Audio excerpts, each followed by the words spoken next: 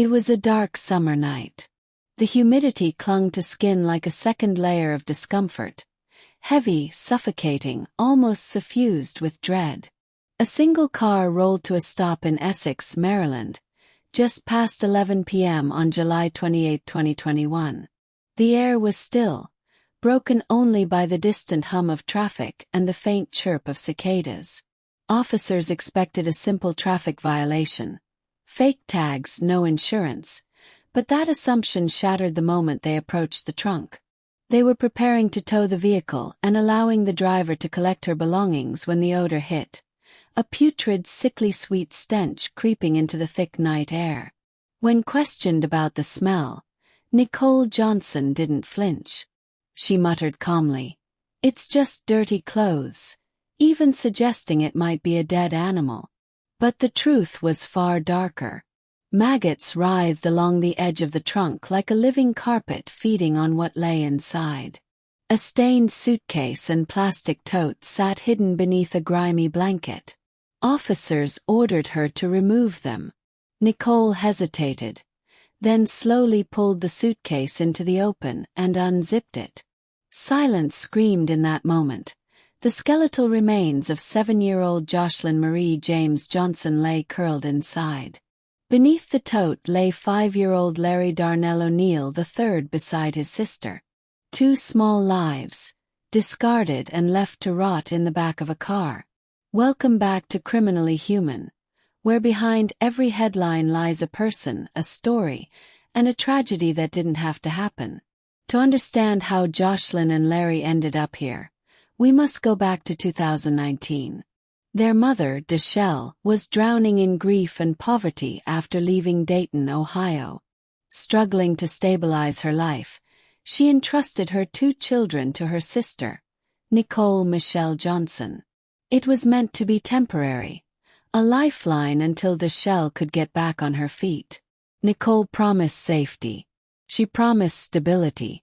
But those promises dissolved into silence. Details about the children's father remain unclear.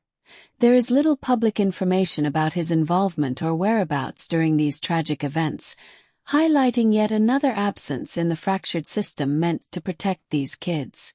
By early 2020, Nicole had moved the children into a Regal Inn motel on Pulaski Highway in Rosedale, Maryland, a low-budget stopover known for crime, long-term residents, and frequent police calls. Here, warning signs began to flicker. Neighbors recalled hearing shouting and crying through the paper-thin walls, but few knew there were children living inside. Nicole, described by friends as volatile and unstable, bounced between odd jobs, untreated mental health struggles, and mounting financial stress. May 2020. The first tragedy struck.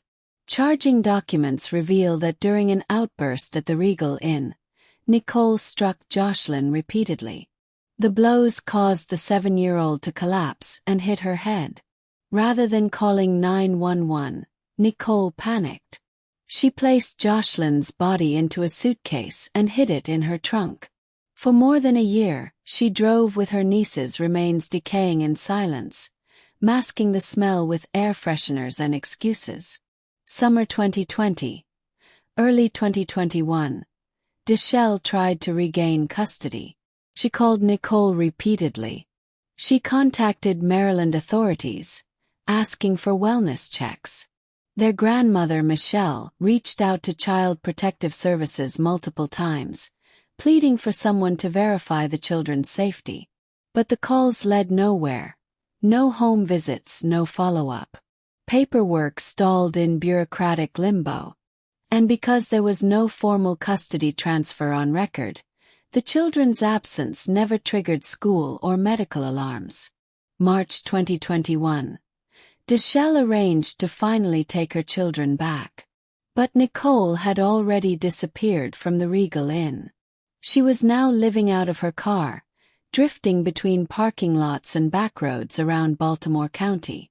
The children's trail went cold. 2 months before the traffic stop, tragedy struck again. 5-year-old Larry, already malnourished and weak, complained of feeling tired during a car ride and fell asleep in the back seat, and never woke. Nicole noticed blood on his leg but didn't seek help. No hospital. No call to emergency services. Instead, she placed him in a plastic tote beside his sister's remains. Silence became her solution. July 28, 2021.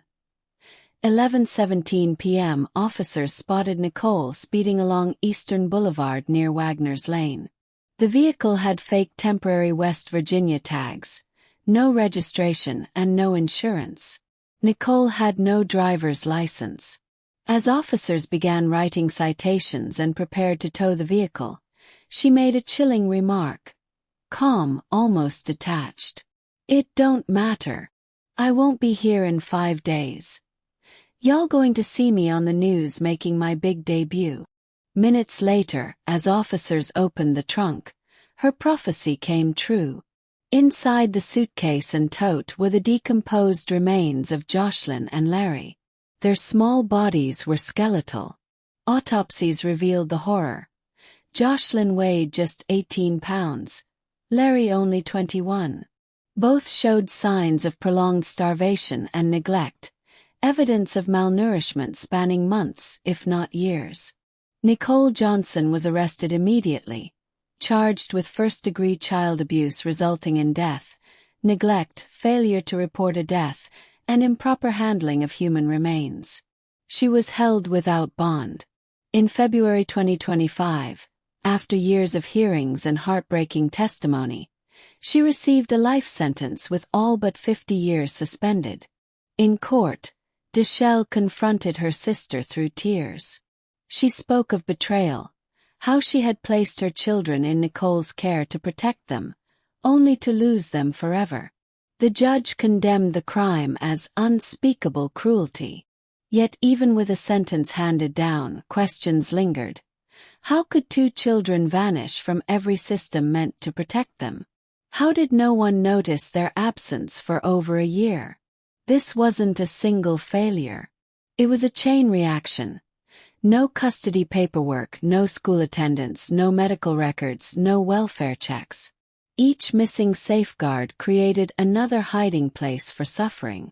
For more than a year, Joshlyn and Larry were invisible, not only to neighbors, but to the very institutions designed to shield them. That night in Essex, when the trunk opened, the world glimpsed the cost of indifference. 2 children reduced to forgotten cargo, their names now etched in tragedy. Their story serves as a warning. Sometimes the most horrifying crimes don't unfold in darkness. They happen in plain sight while the world looks away. Please like and subscribe. But most of all, stay human.